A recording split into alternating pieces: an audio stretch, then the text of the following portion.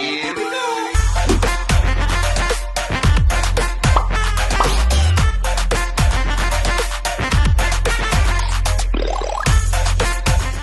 Welcome to my WWE Stomping Grounds recap and reactions and all our matches that we went through here. This event was not, it seemed like it flew by, but I can definitely say that it was a lot better than what I thought it was. I think this was a decent pay-per-view. I don't know about anyone else out there.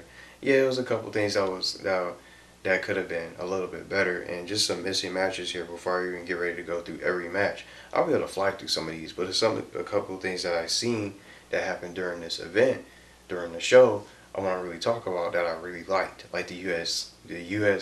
or the United States Championship results. I like that because that was one of my favorite moments of the show.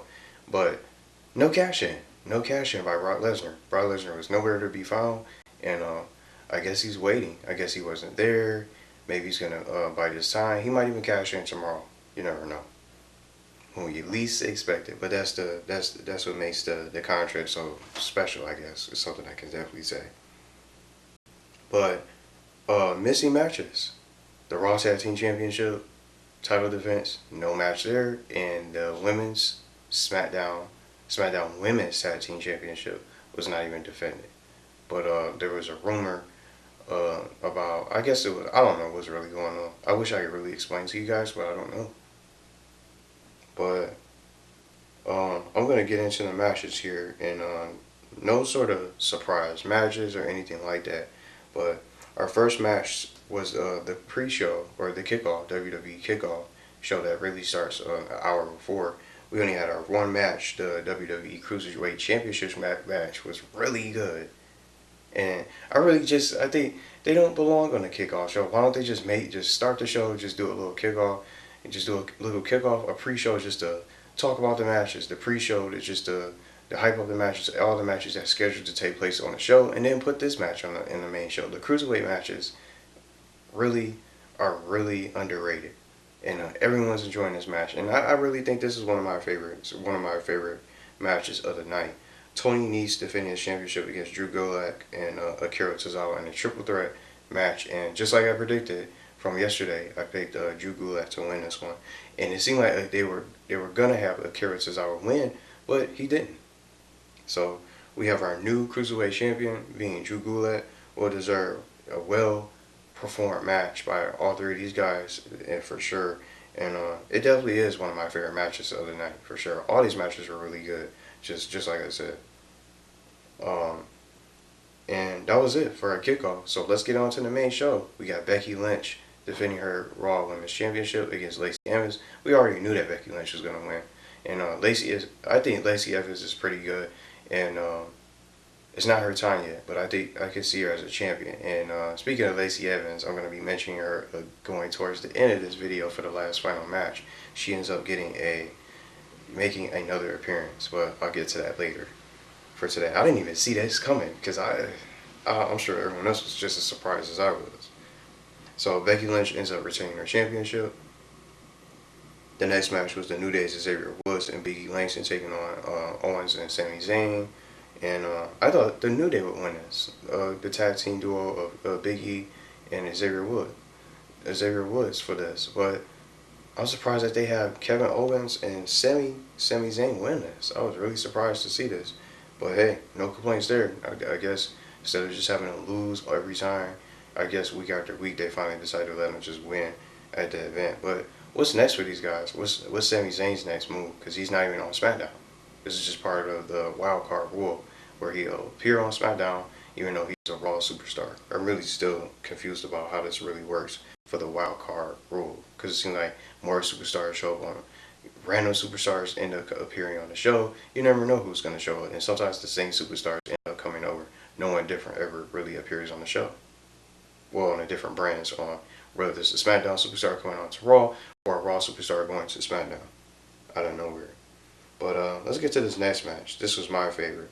Ricochet versus Samoa Joe. I picked Ricochet to win, and I'm glad he won, because I'm thinking most of these NXT superstars, they come onto the main brand, they put in the work, put in the grind, and then they finally get on the main show or on the main brand, Raw or SmackDown, SmackDown Live, whichever show that they end up going to, superstars like Aleister Black, for example, still in the back, just doing promos. We don't even know who he's going to get. He hasn't even had a match yet ever since the Superstar Shakeup. They just have him talking in the backstage every week, and he still hasn't even had a match yet on the Blue Brand. So I don't know what's really going on with the writers with that. But just this match, I really enjoyed it. It was really well done. Most would probably be picking Samoa Joe to win this and retain, which I thought wouldn't be surprised if they did. But I'm just glad that they had him win his first championship match, his first title opportunity against the United States Championship, and just the reaction of the crowd, and especially the reaction backstage in the locker room, because there's been so many rumors about some of these superstars getting frustrated and not getting the opportunity, and Ricochet was one of them. And other superstars was backing him, talking about him, and saying how good he is. He really puts on the show, and he really did this tonight. And if you guys were to pick a match to watch, I would say watch this match. I would pick this match over all the others because I really enjoyed this alongside the Cruiserweight match. But this was my personal favorite match of the night. I'm glad he has the title. He might end up losing it because guess what? They had like a little backstage segment after everyone just applauding him, praising him, and just commending him with a great match he had and just winning his first title, his first WWE title. And AJ is going to seem to be his opponent. I'll see you tomorrow night. So I guess he's going to be his next opponent, maybe his next challenger. I don't know what they're going to do for this, but it looks like they're going to knock AJ out of the title picture for competing for the main title anymore. So now he's going to be he's going to be competing against the United States Championship now. And titles like the Intercontinental Championship, for example, wasn't even defended tonight. I almost forgot about that. But I really like this. I really like that. So that's going to be a pretty good match. Ricochet and AJ, all the match and the spots they're going to do, all the different counters and moves. I'm looking forward to that. But I wouldn't be surprised if they snatch the title away from Ricochet immediately because of AJ Styles. As great as he is, he's another favorite. But I really wanted to talk about this match from in particular out of everything else that happened tonight. So that definitely gets my favorite match, or the match of the night. Heavy Machinery taking on Daniel Bryan and Eric Rowan, the SmackDown Tag Team Champions. We already know what happened. Daniel Bryan and Eric Rowan ended up winning. The planet's champions, saving the planet, recycling the Heavy Machinery. This was a pretty decent match too. But that's why I'm rocking this today. But that was cool though. It was a really good match. But I think it's too early for Heavy Machinery. They're probably gonna have these titles for a while. I can't even think of any other competitors. Maybe the Usos. I don't know what they're gonna do. They were supposed to have a match, I guess. That was rumored. But they weren't even on the show. Now on to the Women's SmackDown Women's Championship. Bayley taking on Alexa Bliss, who was a Raw superstar from the wild card rule. This is still just crazy. But I already knew Bayley was gonna win. And Nikki Cross ended up costing Bayley. Well, not Bayley.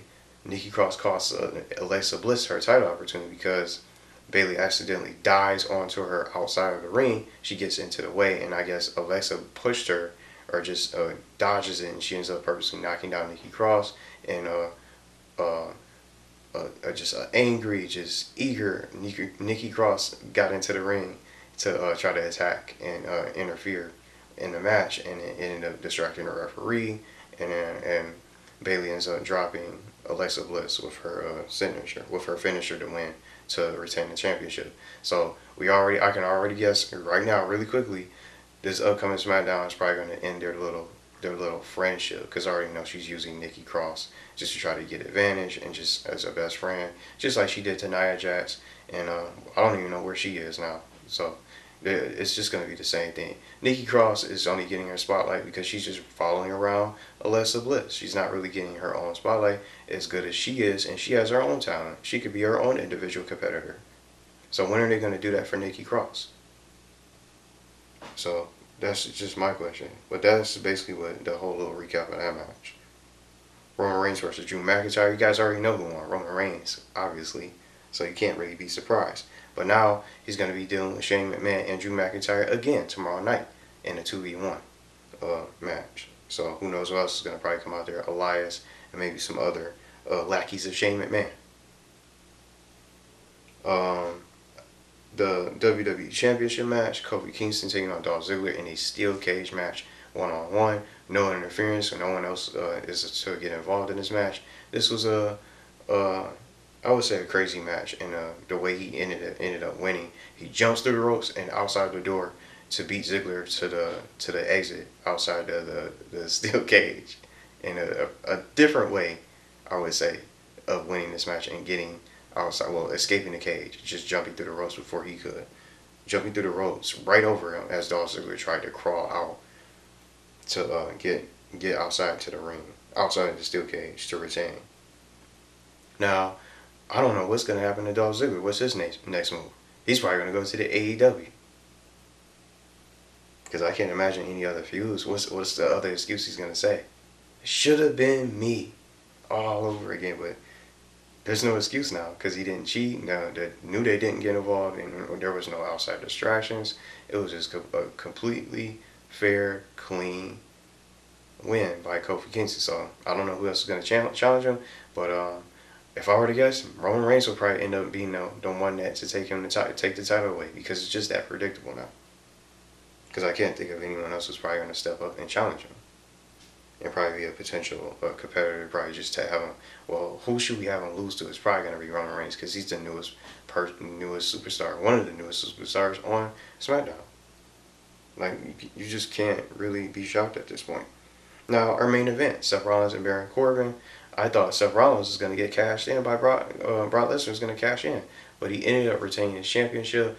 And but let's just talk about what happened besides the results for Seth Rollins and how he retained. Lacey Evans was the special guest referee picked by Baron Corbin. Who saw this coming? I was thinking it was probably going to be Paul Heyman or maybe somebody else that he probably would handpick to help him win the championship. It was just so many. It was just very difficult to try to think of who would probably assist Baron Corbin to try to help him win the title. But just given that Seth Rollins is associated with Becky Lynch, with the relationship, I just see how the writers put this together. So it all just made sense to have Lacey Evans just come out, be the special guest referee, and just let Baron Corbin do whatever he wants to do, using the chairs and the slow counts and not counting for Seth Rollins. Well, slow counts for Seth Rollins, and then the slow count outside the ring when he put him through the table already to try to count him out. Becky Lynch ended up coming out there to get involved to beat down on Lacey Evans, and then the same referee from WWE Super Showdown ended up coming out there. So that was basically the match after a little curve stomp, a kick in the face, and a stomp to put away Baron Corbin. But I was thinking Baron Corbin, well, not Baron Corbin, he doesn't have a contract. Bryan Lesnar is going to come out and try to cash in the Money in the Bank, but he was not even there. I'm sure some other people was expecting this. I said, whether Seth Rollins is winning or losing, it doesn't matter. Bryan Lesnar is going to cash in tonight, and he's definitely going to be the new Universal Champion for sure. But he didn't cash in. He didn't even show up tonight. So maybe he'll show up at Extreme Rules, but maybe he won't have the patience to wait for the next event. That's not until July 14th for Extreme Rules. He's probably not going to wait. He's probably going to cash in tomorrow, maybe when we least expect it. We never know. But I'm just surprised he didn't even show up tonight. But that's all our matches that took place from this event. I think it was better than what I thought it originally was going to be with the matches. I think that most of the matches were really good, but like Roman Reigns' match was already predictable, and then some of the other matches that we already knew. Some just missing title matches like the Intercontinental Championship. It just seemed like it was very short, but the matches were really good quality. I think most of them are. And I don't know if some of you guys agree with me or not, but I'm kind of glad he didn't cash in, because I just don't want him to cash in. But I just said it again, if he does cash in, and I know he's going to probably eventually cash in sooner or later, it's inevitable at this point, I just hope that they have him defend the title. That's all I can really say. I said it again, said it yesterday, say it again today. I just hope that they have him defend the title. Don't have him just hold it hostage and just have him just keep it, and just have the superstars just fighting each other with no battling each other and just starting these feuds as if they're going to get a championship match and with no fighting champion. And that's why I just feel bad about the Iconics. It's like, why do they have these titles? it's like they don't even matter. They just don't take them seriously. It's like they're jokes.